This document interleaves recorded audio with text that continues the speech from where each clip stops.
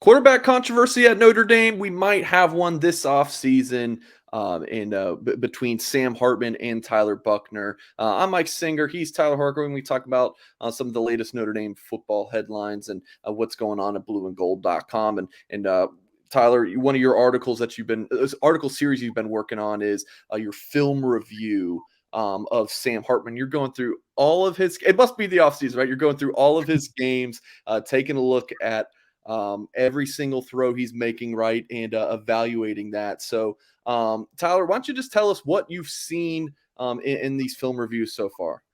A little bit of everything, and I think that's what Notre Dame fans want to hear. They want to be getting a guy who can make the long pass down the field, and I've seen a lot of that. And some of these passes aren't even completed passes. I've been impressed by some of his incompletions, by Sam Hartman's ability to draw a pass interference flag on a pass downfield where I guarantee you in his mind, he's thinking, okay, there's a slim chance that I get this ball completed, but there's a really good chance that the defender has to interfere with my wide receiver when he's trying to make a play. In the Clemson game alone, I put that one out on Monday, January 16th of this week.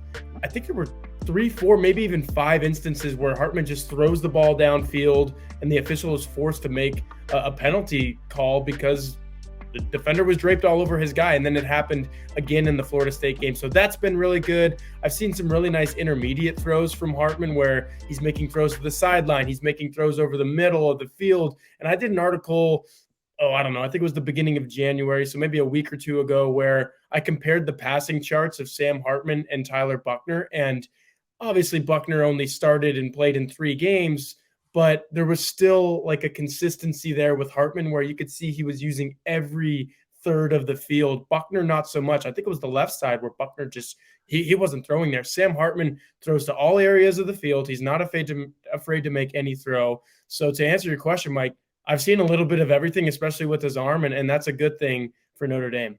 Yeah, make sure, folks, you head over to blueandgold.com. You can check out all of Tyler's articles. With $30 gets you access to the start of next football season. All these film reviews of Sam Hartman and so much more Notre Dame football and basketball content. Tyler runs the women's basketball coverage at Blue and Gold, as well as baseball is, I'm sure, just around like a month, I think. just around the corner. So it's really interesting. Like, we're all hyped up about Sam Hartman, right? Well, at least some of us are. Mike Goolsby, maybe not as much, but really excited about this, quarterback who, has the ceiling, that just Notre Dame hasn't seen in quite a while at that position. But who's always most popular player on the team? It's always the backup quarterback. We want to talk about, like, I did start the video off by talking about, like, quarterback controversy. So as much as we all want to say, oh, Sam Hartman's the guy, and just kind of look at it black and white, what about Buchner? That's the number one storyline for me this offseason is, what does Notre Dame do with Buchner? What does Buchner think about all this? Where do you stand on this, Tyler? Well, for Notre Dame, it's a good problem to have. It's obviously good that Tyler Buchner is still a part of this team. I think a lot of people thought Sam Hartman comes in, Tyler Buchner leaves. I didn't necessarily think that was the case because Drew Pine left. I always said one of Drew Pine or Tyler Buchner is probably going to leave if Notre Dame takes a transfer quarterback, or even like a 5-star in Dante Moore from this past recruiting cycle. If Notre Dame got a guy like that, one of the other two was going to have to leave. It ended up being Drew Pine. Tyler Buchner stuck around. It makes spring ball that much more fascinating and intriguing to cover. If you're boots on the ground like me and Patrick Ingle here in South Bend, everyone's going to want to know how those two guys looked. Now, from Buchner's perspective, the spring's going to be interesting. It's going to be a time for him to see, where do I really fall in this pecking order? Is this an open competition? Because I think that inside the building, that's the way that Marcus Freeman, Tommy Rees, all of those guys, they want to treat it like Hartman's coming in here, but Buchner still has a chance to retain his starting job.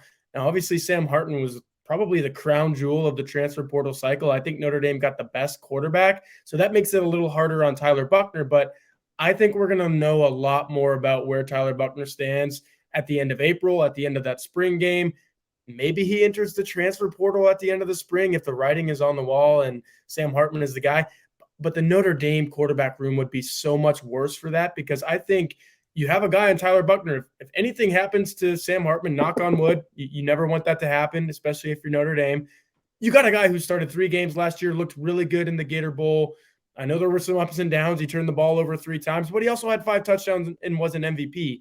You want a guy like that to stick around on your team, even if he's not that week 1 starter in Ireland for Notre Dame. So if Notre Dame could just get to the end of August with both of those guys on the roster, it's going to be huge for the Fighting Irish.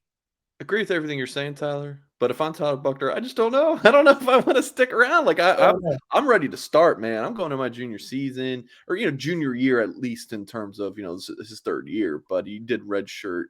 Of course, this season only playing 3 games, but yeah, it's going to be absolutely fascinating. He's going to want to play some football. So He is. and yeah, I don't know if he's going to want to go with the the Buchner Packers like his freshman season. Yeah, I'm sure this is a topic that we will discuss all off season long, but did want to get your initial thoughts on it, because we haven't brought you on one of these videos since the Hartman news. Let's move into a different position on offense, tight end. It's a really fascinating one. You have Mayer, of course, entering the draft. You got to think he's at worst a 2nd-round pick if he somehow slides out of the 1st. It seemed like Eli Raridan was kind of being poised to be the next, Michael Mayer, if you will, at that position. He goes down with his 2nd knee injury in as many years. Just unfortunate luck for him there.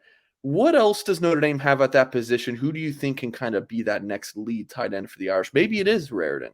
Yeah, I really liked Eli Raridan before he went down, but 2 ACL injuries in as many years, that's always concerning. He was walking around at the end of the Gator Bowl. I saw him on the field, no brace or anything. That leg that he did tear the ACL on was a little smaller than the other one for sure. So he's got a long way to come back and just strengthening and rehab and stuff. But I think he will be back by the time the season starts, because you figure he came back from tearing his ACL in December last year and was pretty much a full participant in 2022's fall camp. So I think he'll be back. You just have to wonder the wear and tear. Mitchell Evans is a guy that really impressed me in that Gator Bowl. He was finally given the opportunity to be a number 1. And look, the last 2-3 years, Michael Mayer has been here. Anyone that comes in, besides for that freshman year where Tommy Tremble and him were kind of like 1A, 1B, and even then, Mayer was the number 1 pass catching option. We finally saw a game where a guy had the opportunity to go out there and be a tight end number 1. And what does Mitchell Evans do? He catches a touchdown pass. I think he caught 1 or 2 other balls in that game. He looked really good. He's got a little bit of ways to go as a blocker. Not everyone comes in and as good as in year 3 as Mayer was as a blocker in his 2nd year, and Mitchell Evans was hurt in his 1st year. So this is going to be a really big offseason for him to kind of say, hey, I can be that number 1. But you've got Mitchell Evans, you've got Eli Raridan coming back from an ACL, you've got Kevin Bauman coming back from an ACL, you have Holden Stays, who I think just needs a little bit more polish in all areas. He looks like he can be just a premier pass catcher. I don't know if that's what he wants to be. If he wants to be a number 1 tight end, he's got to get better at blocking. So you've got all of these pieces, and then Flanagan coming in, obviously, as a true freshman. You've got a lot of really, really good pieces, but who is going to be that number 1 guy? If I had to bet right now, just the fact that Kevin Bauman and Eli Raridan are both coming back from ACL injuries, I think it's Mitchell Evans. And then you got a lot of really good guys that can cycle in at number 2. All right, folks, that's going to do it for this video talking Notre Dame quarterback and tight end positions. We'll have Tyler Horka on throughout the rest of really the offseason to break down everything going on with Notre Dame football. So please do hit that thumbs up before you get out of here. Subscribe to our YouTube channel for more content if you have not done so yet. And, of course, please do head over to blueandgold.com for all the latest information on your beloved Notre Dame. Appreciate you, folks, and we'll catch you next time.